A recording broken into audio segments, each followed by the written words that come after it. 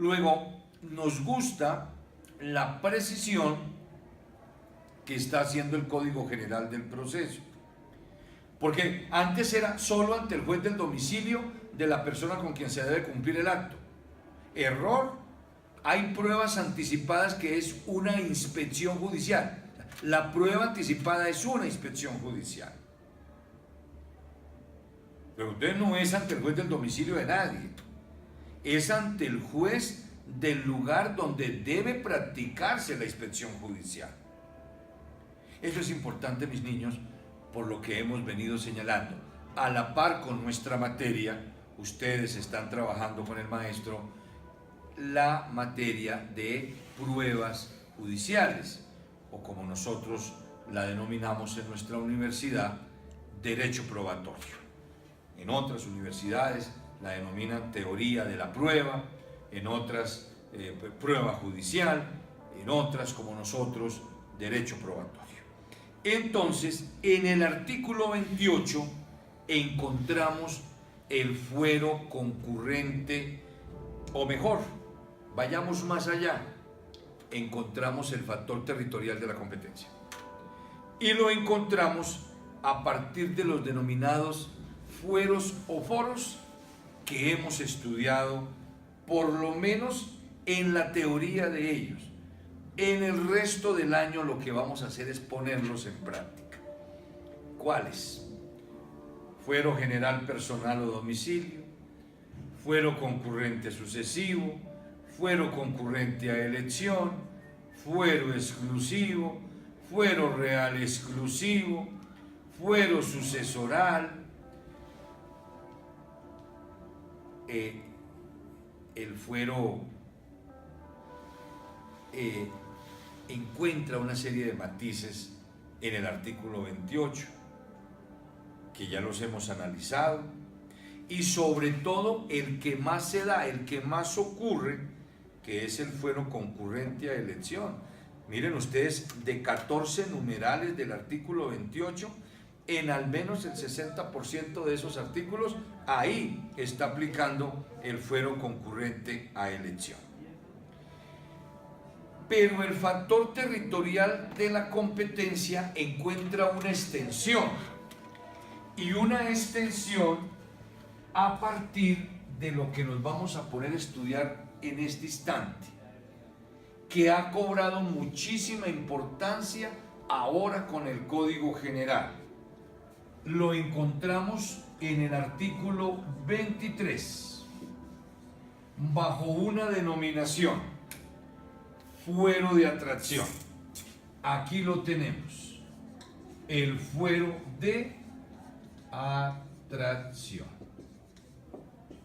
Fuero de atracción. El fuero de atracción no es nuevo. El fuero de atracción lo consagraba tímidamente, y por allá ha perdido en medio de la nada el artículo 23 del ya derogado Código de Procedimiento Civil sobre un tema, la sucesión. Y allá lo dejó y ahí estaba, pero los abogados no teníamos conciencia de ello. La conciencia plena del fuero de atracción lo empezamos a encontrar con la entrada en vigencia del Código General del Proceso. Porque el Código General del Proceso viene y dice: el fuero de atracción que otrora aplicaba tímidamente en materia sucesoral, ahora lo vamos a utilizar para 4 situaciones sustanciales, pero a su vez procesales. Primera, habrá fuero de atracción en el proceso de sucesión, lo que ya venía regulado desde el Código de Procedimiento Civil, artículo 23. Lo que pasa es que el número nos coincide, pues una coincidencia simplemente. El artículo 23 del CPC regulaba el factor territorial de la competencia. Y ahora el artículo 23 del CGP, coincidentemente, insisto, le corresponde al fuero de atracción. Entonces, primer aspecto donde aplica el fuero de atracción, el proceso de sucesión. Segundo, habrá fuero de atracción en los procesos de liquidación de una sociedad conyugal. 3.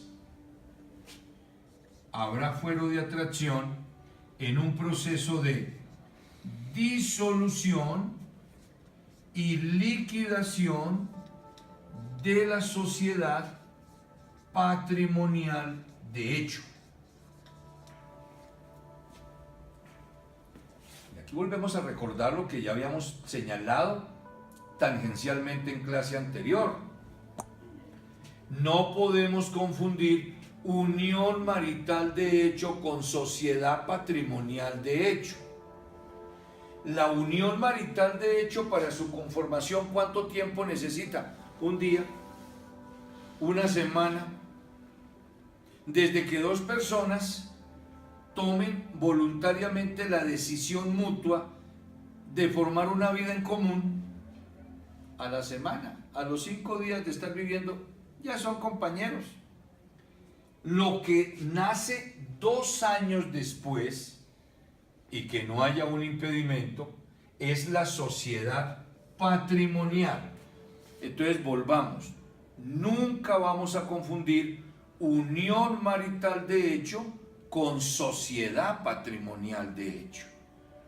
Claro, la sociedad patrimonial es una consecuencia de la unión marital de hecho, pero no es lo mismo. Es lo que hemos venido diciendo de tiempo atrás. No confundamos gimnasia con magnesia, son dos cosas distintas.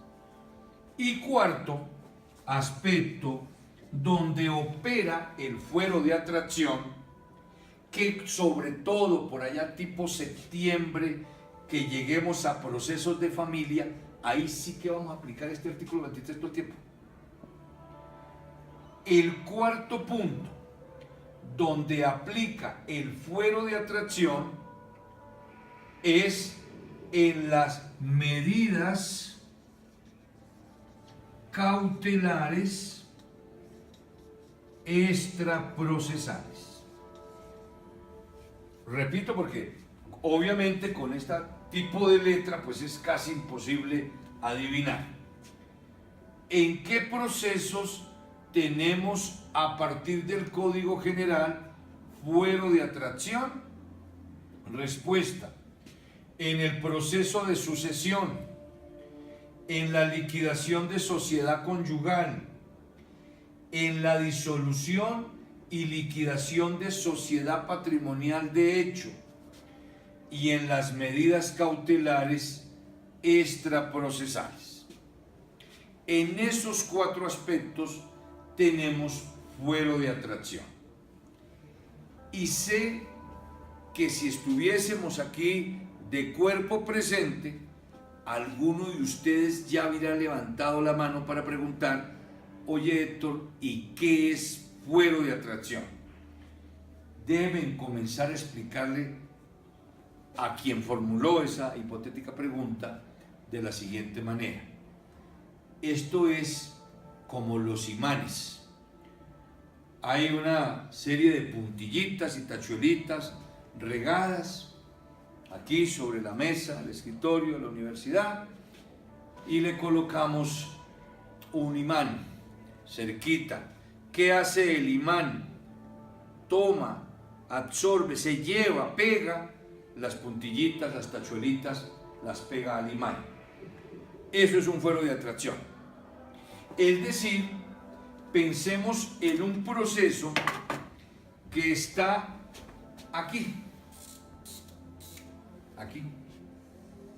como los astros,